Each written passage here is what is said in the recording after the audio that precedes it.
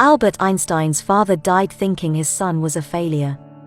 Yes, it's true. Before Einstein became that Einstein, he was a struggling young man in Europe. He skipped classes, and his professors never took him seriously. Moreover, Einstein never performed spectacularly in school. He did so poorly that he nearly decided to drop out and just sell life insurance. Things got worse when he got into college. His carefree attitude towards conventional learning offended his professors. Hermann Minkowski, his mathematics professor, used to call Albert Einstein a lazy dog.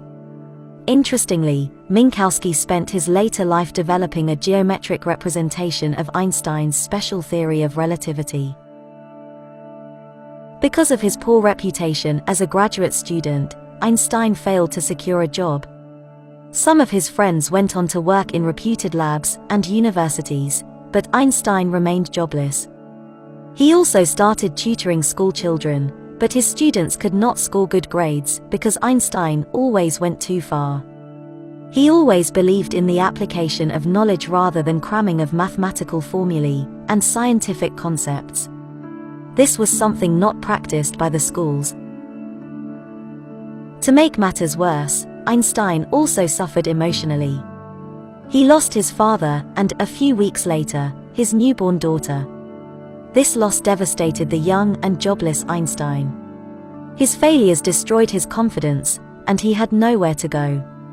To support his family, Einstein reluctantly took the job of a third-class patent clerk in Switzerland. He had never thought he would end up at a place like this. But nature had some other plans for this genius. At the patent office, Einstein would quickly complete his work and spend the rest of his time thinking about some of the unsolved problems of physics. In 1905, Einstein published his first paper on the photoelectric effect. He had thought that this paper would bring him to the limelight. But the scientific community completely ignored this paper that came from a patent clerk. Interestingly, 16 years later, Einstein was awarded the Nobel Prize for Physics to research the photoelectric effect. Einstein then turned his focus on the microscopic world. His second paper explained Brownian motion, which later led reluctant physicists to accept the existence of atoms. To his despair, no one was talking about it. Even his second paper failed to leave a mark in 1905. Although the young man was disappointed, he did not give up.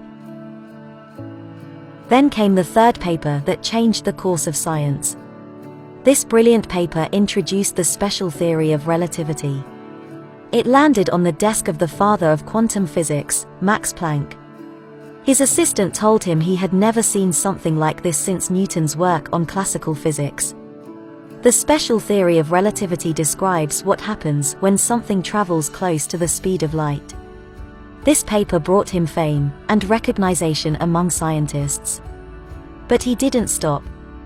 In 1905, he published his fourth paper introducing the flagship equation of physics, E equals mc squared. This equation tells the relationship between mass and energy. Einstein's special theory of relativity later found applications in particle physics. The construction and working of accelerators such as the Large Hadron Collider in Geneva would not have been possible without this equation. However, Einstein realized that this theory was incomplete.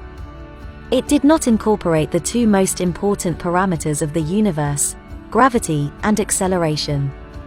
Einstein spent the next 10 years of his life developing the general theory of relativity, which became one of the two pillars of physics, the other being quantum mechanics.